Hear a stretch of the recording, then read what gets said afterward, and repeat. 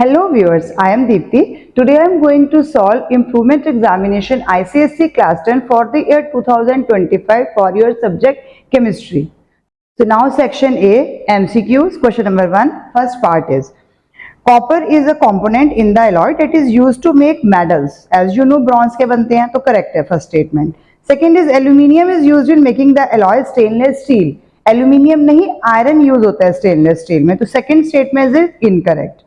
Third is copper is a common component of both duralumin and brass. Yes, duralumin में 40% होता है और brass में 60 to 70% copper होता है. तो third statement is also correct. So it means first and third both statement are correct, and this is our option number B. So in first part, option number B is correct. In second part, sodium hydroxide can react with dash acid to form a acid salt. तो आपको पता है sodium किसके साथ NaOH sodium hydroxide H2SO4 के साथ react करता है, देन इट फॉर्म NaHSO4 बन जाता है, यानी कि एसिड सॉल्ट, क्योंकि H रह गया उसके अंदर और ऑब्वियसली साथ में वाटर भी बनता है. तो इट मींस कौन सा ऑप्शन करेक्ट आ गया? डी, यानी कि सल्फ्यूरिक एसिड. तो इसमें डी ऑप्शन करेक्ट आ जाएगा. In third part, how many moles are present in 10 gram of calcium carbonate. तो पहले कैल्शियम कार्बोनेट का मॉलिक्यूलर मास कैलकुलेट कर लेते हैं. Calcium is 40, carbon is 12 and O3 mean 16 into 3 यानी कि 48. इट मीन ये आ जाएगा आपके पास 100 ग्राम. तो 100 ग्राम का इसका मॉलिक्यूलर मास आपके पास आ गया ना. How many moles are present in, तो मोल्स का फॉर्मूला क्या होता है? N is equal to weight of the substance जो कि गिवन है एंड डिवाइडेड बाय उसका molecular mass. Molecular mass, weight of the substance ही हमने how many moles are present in 10 gram, तो 10 गिवन है. मॉलिक्यूलर मास हमने 100 कैलकुलेट कर लिया, इट मींस 0.1. तो 0.1 का इसका आंसर आपके पास आ जाएगा, which is option number C. तो in third part option number C is correct, 0.1 mole. Now fourth, a white precipitate is formed when dilute hydrochloric acid reacts with X. The white precipitate is soluble in excess of NH4OH. Ammonium hydroxide में dissolve हो रही है, soluble हो रही है, and insoluble in dilute HNO3 में नहीं हो रही है. तो ये व्हाइट प्रेसिपिटेट जो फॉर्म हो रही है एसिड की, रिएक्ट किसके साथ कर रही है? X क्या है? गिवन ऑप्शंस में से X है आपके पास AgCl, silver chloride. Option number C is correct in fourth part, क्योंकि AgCl जो है वो आपके पास सॉल्युबल हो जाती है एक्सेस ऑफ NH4OH के अंदर और डाइल्यूट HNO3 के अंदर इनसॉल्युबल रहती है. Now coming to fifth part, assertion है, in a solution containing equal concentration of copper 2 plus ions and calcium 2 plus ions, copper 2 plus ion will be discharged in preference to calcium ions. तो copper discharge होगा calcium से. आपको पता है reactivity series में copper जो है वो नीचे है. जो हम प्रेफरेंशियल डिस्चार्ज का पढ़ते हैं तो आपको ये पॉइंट पता है, इलेक्ट्रोकेमिकल सीरीज में कॉपर की पोजीशन बिलो कैल्शियम होती है. Reason, calcium ions are placed above copper ions in the EC series. तो बिल्कुल ठीक है. तो both assertion and reason are true and R is the correct explanation of A. It means in fifth part option number A is correct, क्योंकि दोनों true भी हैं और वो उसकी करेक्ट एक्सप्लेनेशन भी है, क्योंकि प्रेफरेंशियल डिस्चार्ज के बारे में you know very well. In sixth part, assertion is hydraulic washing is a method to separate impurities from the ore. तो गैंग को हम अलग करते हैं, उससे मेथड है हाइड्रोलिक वॉशिंग. तो ये स्टेटमेंट ट्रू है. रीजन है, इन hydraulic washing denser particles float and lighter particles settle down. यहां पर मिस्टेक है. जो फ्लोट करते हैं वो कौन है इसके अंदर? ओर पार्टिकल. जो डेंसर नहीं है, ओर पार्टिकल्स जो फ्लोट कर रहे हैं वो सेटल डाउन, मतलब फ्लोट, और जो ओर के हैं वो नीचे बैठ रहे हैं. जो डेंसर होगा वो क्या होगा? डेंसर तो नीचे बैठेगा ना, तो डेंसर पार्टिकल सेटल डाउन हो जाएगा, और लाइटर पार्टिकल्स जो है वो गैंग के हैं, वो फ्लोट करेंगे, वो वॉश डाउन होंगे. तो ये स्टेटमेंट इसके अंदर इनकरेक्ट है, रीजन इनकरेक्ट है. तो assertion is true but reason is false. Option number C is correct in 6th MCQ.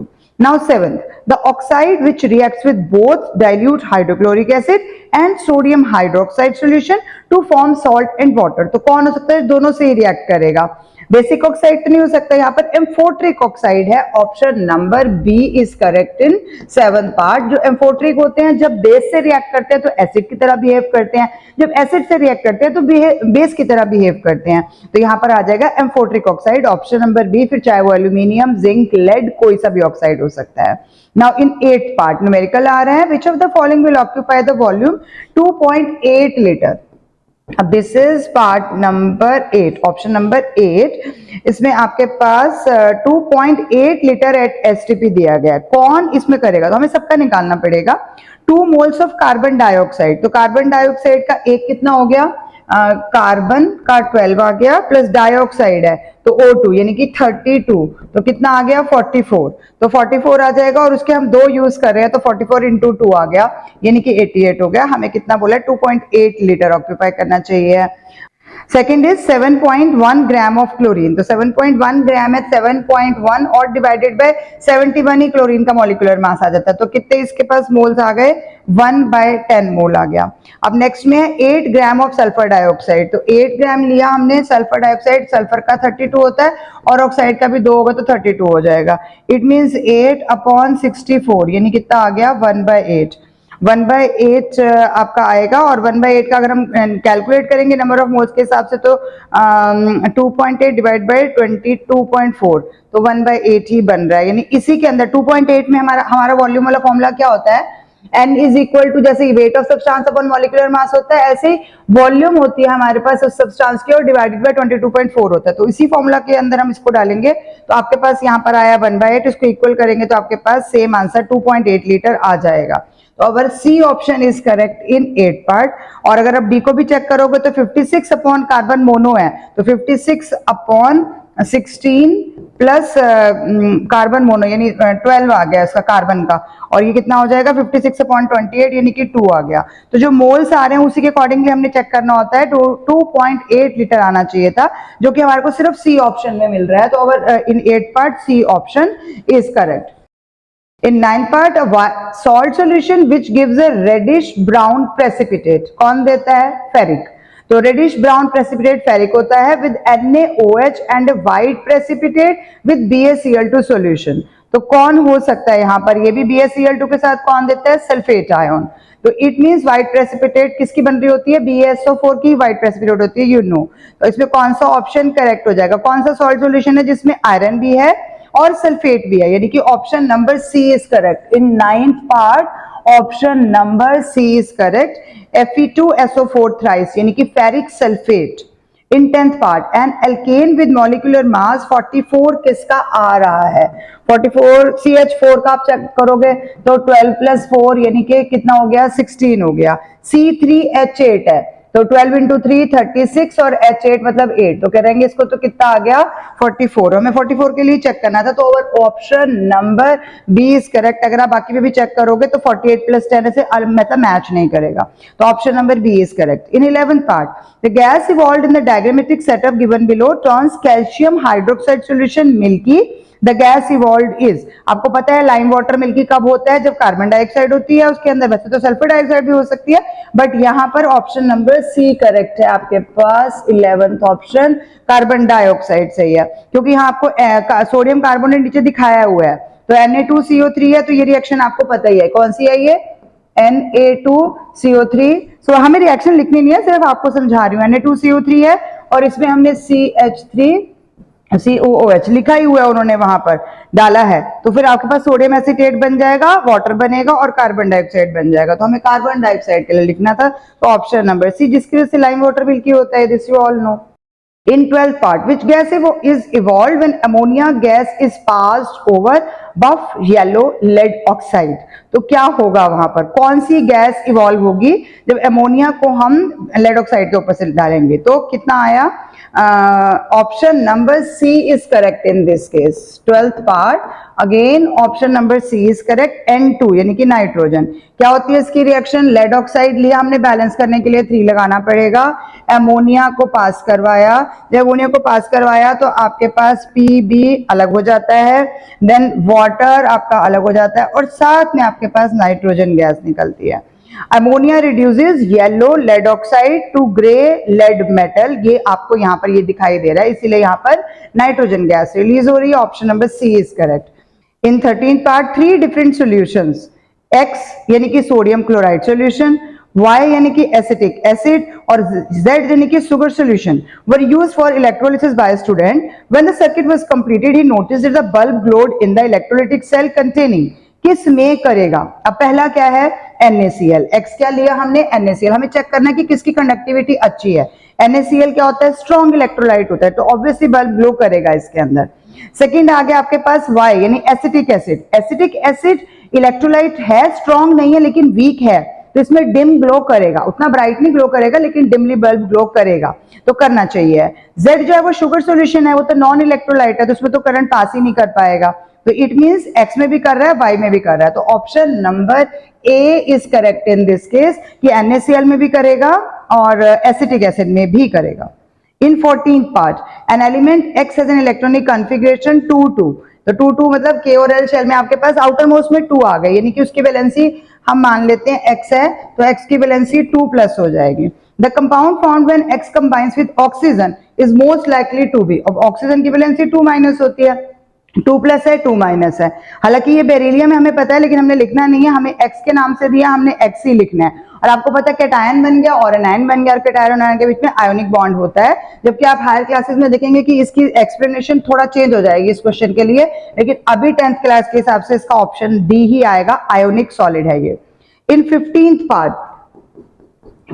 part, if an element has a low ionization potential, low ionization potential, आपको पता है potential कहां जाने पे नीचे जाता है, आयोनाइजेशन पोटेंशियल अगर हम बात करेंगे तो डाउन द ग्रुप जाने पे जो होता है वो डिक्रीज होता है और अक्रॉस द पीरियड जाने पे इंक्रीज होता है। तो हमने इसमें से बताना है इसमें किसका, it is most likely to be है, लो आयोनाइजेशन पोटेंशियल किसका होगा, नीचे जाने पे डिक्रीज हो रहा है, तो इट मींस यहाँ पर, और उधर जाने पे इंक्रीज हो रहा है, यानी सबसे कम क्या होगा पीरियोडिक टेबल के लेफ्ट हैंड साइड में, तो वहां कौन होते हैं, मेटल्स। तो option number A is correct in this case कि ये मेटल होगा, तो ऑप्शन नंबर ए इसके अंदर करेक्ट आ जाएगा।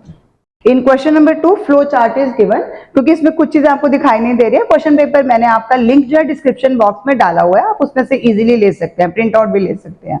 In question number 2 flow chart is given, balance the chemical equation given below, तो पहले तो हमें सिर्फ एक इक्वेशन दी हुई है जिसमें आयरन पाइराइड्स यानी कि FeS2 है और वो ऑक्सीजन के साथ रिएक्ट कर रहा है, और क्या बनाएगा फिर वो Fe2O3, Fe2O3।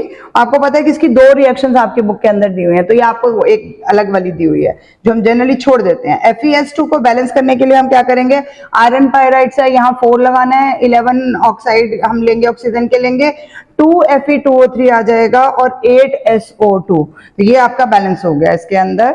Now right balance chemical equation for the formation of B। अब आप अगर ऊपर फ्लो चार्ट देखोगे तो आपका जो B है वो आ रहा है, क्योंकि सल्फर डाइऑक्साइड है और रिएक्शन चैम्बर में डाल के ऑक्सीजन डाली गई है, तो SO3 सल्फर ट्राइऑक्साइड बन जाएगा, तो B जो है वो सल्फर ट्राइऑक्साइड है, उसकी बैलेंस केमिकल इक्वेशन लिखनी है आपने। Second part SO2 plus O2 है, SO3 बनना है, लेकिन इसको बैलेंस करने के लिए आपको क्या लगाना पड़ेगा, यहाँ पे 2 है और 2 SO2 है और O2 है। अब इसमें ये रिएक्शन जो है रिवर्सेबल वाली है, वेनेडियम पेंटाऑक्साइड लिखना है आपने एरो पे, और टेम्परेचर भी 450 डिग्री सेल्सियस तक का, तभी सल्फर ट्राइऑक्साइड बन रही है, और ये एक्सोथर्मिक रिएक्शन है, हीट भी इवॉल्व हो रही है, तो बैलेंस का मतलब आपको पूरा सब कुछ लिखना है।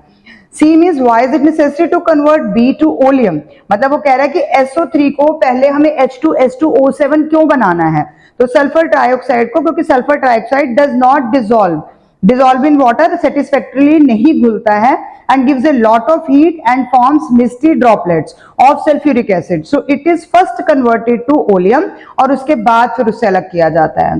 डी पार्ट में आ जाएगा आइडेंटिफाई C है कौन है, किसमें डाला हमने जिससे वो बना है C बना है, तो C कौन है इसमें, ओलियम में हम क्या डाल रहे हैं, तो ओलियम की डाइल्यूशन कर रहे हैं, डाइल्यूशन के लिए हम क्या डालते हैं, वाटर, तो C इसमें वाटर आ जाएगा। In E part write an equation for the reaction between oleum and C यानी वाटर, तो वो इसकी डाइल्यूशन वाला लिखना है आपने, तो H2H2O7 आ गया, और साथ में आपने इसमें वाटर डाल के डाइल्यूट किया, तो ये ट्वाइस ऑफ H2SO4 बन जाएगा यहाँ पर। क्वेश्चन नंबर 2 सेकेंड पार्ट, आपको मैच द फॉलोइंग दिया हुआ है, यू कैन सी, जैसे जिंक का दे दिया आपको, जिंक के टाइन, तो अब इसमें से आपको मैच करना है, match the ions with their coloured precipitate, किस किस की कौन कौन सी बन रही, तो बेसिकली आपका एनालिटिक केमिस्ट्री का वही दोनों टेबल में से क्वेश्चंस हैं। तो जिंक अगर आपने लिया तो gelatinous white precipitate soluble in excess बनती है, तो आपका ए पार्ट जो जिंक है वो किसके साथ मैच कर रहा है, दिस इज 3, ए मैच कर रहा है 3 के साथ। B is iron Fe2 plus, तो फेरस जो है वो डर्टी ग्रीन प्रेसिपिटेट बताता है which is insoluble in excess, यानी ये आपका फिफ्थ के साथ मैच करेगा। देन लेड Pb2+ का आपके साथ करेगा प्लम्बस का option number 2, white precipitate insoluble in excess, तो ऑप्शन इसमें आएगा 2 वाला। फिर Fe3 यानी फेरिक आ गया, तो reddish brown precipitate insoluble in excess, तो डी में रेडिश ब्राउन आपका ऑप्शन नंबर है 6। और ई लास्ट है कैल्शियम आयन, कैल्शियम जो है वो नो विजिबल रिएक्शन, तो पार्ट नंबर 1 आ जाएगा।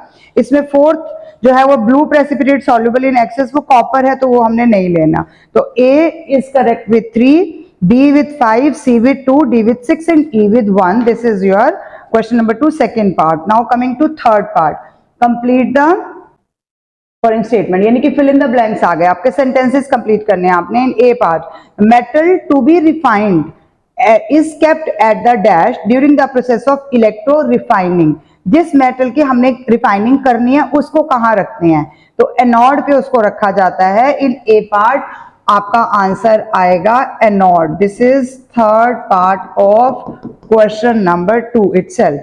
Now dilute HCl and dilute sulfuric acid can be distinguished by adding, क्या डाल के कर सकते हैं इसमें हम, BaCl2, बेरियम क्लोराइड। क्या होता है, बेरियम क्लोराइड को सल्फ्यूरिक एसिड में डालते हैं तो व्हाइट प्रेसिपिटेट आती है बेरियम सल्फेट की, जबकि HCl में डालते हैं तो कोई प्रेसिपिटेट नहीं आती है। In C part, ammonia gas is collected by dash displacement of air, तो किससे करेंगे, डाउनवर्ड डिस्प्लेसमेंट, तो ऑप्शन आएगा इसमें downward. Downward displacement of air से हम अमोनिया को कलेक्ट करते हैं, क्योंकि ammonia is lighter than air, ammonia की वेपर डेंसिटी 8.5 होती है और एयर की 14.4 होती है।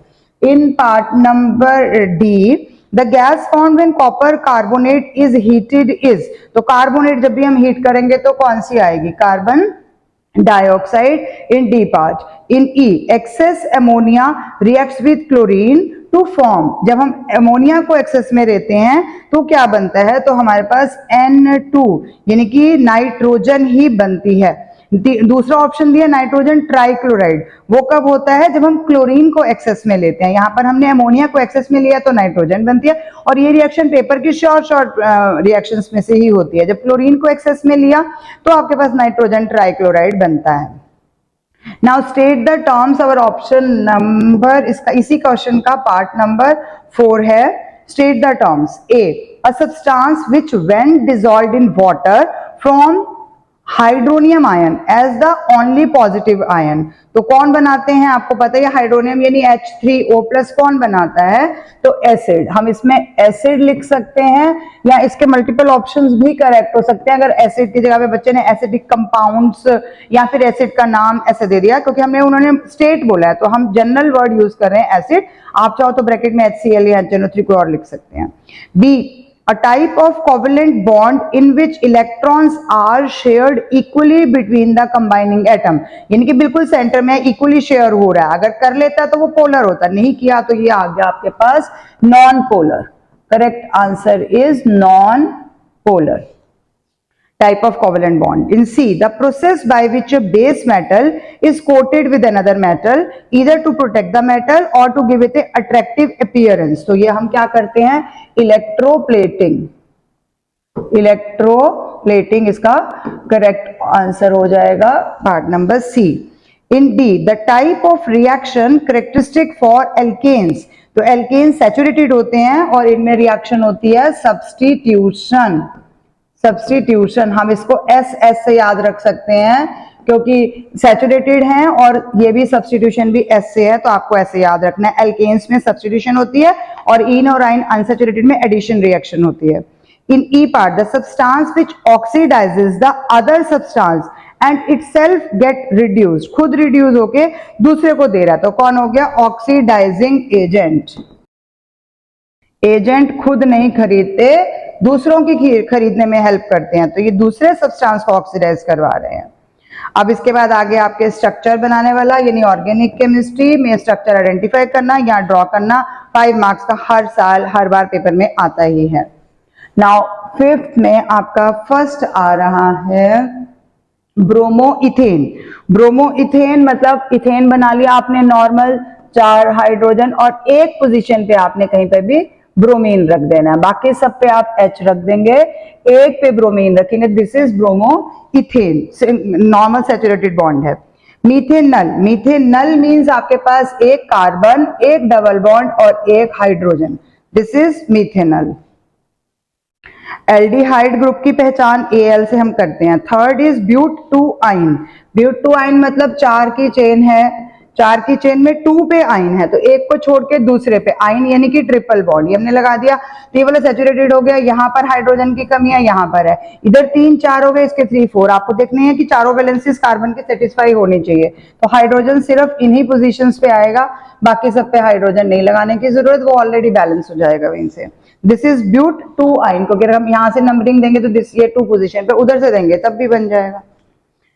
नाउ आयोपिक नेम आपने देना है, स्ट्रक्चर ऑलरेडी ड्रॉन है, अब इसका आप बताएंगे, स्ट्रक्चर इसमें नहीं दिख रहा, आप उसमें देख सकते हैं, सी बीच में है और चारों तरफ आपके पास CH3 यानी कि मिथाइल ग्रुप लगा हुआ है, तो इसको हम क्या लिख सकते हैं 2,2, दोनों जगह पर 2 बार आ रहा है, तो डाई, कौन सा ग्रुप आ रहा है मिथाइल, तो डाई मिथाइल, और चेन कितने की बन रही है 3 की यानी कि प्रोपेन, तो ये आपका इसका आंसर हो जाएगा 2,2 डाइमिथाइल प्रोपेन फर्स्ट पार्ट के लिए। इन सेकेंड पार्ट कार्बन बीच में और चारों तरफ क्लोरीन है, तो टेट्रा क्लोरोमिथेन, इसको और एग्जैक्टली अगर हम लिखेंगे तो हम, क्योंकि चारों बार वही है तो 1,1,1,1 लिख सकते हैं, बट ये ऑप्शनल है आपके लिए, टेट्रा वर्ड यहाँ पर ये चीज दे देगा, टेट्रा और क्लोरोमिथेन, क्योंकि एक ही कार्बन है इसलिए टेट्राक्लोरोमीथेन। With this, section A is over. For section B, I will upload another video. Thank you for watching till the end. Keep watching, sharing, and subscribe to my channel. Please don't forget to share my channel with your juniors.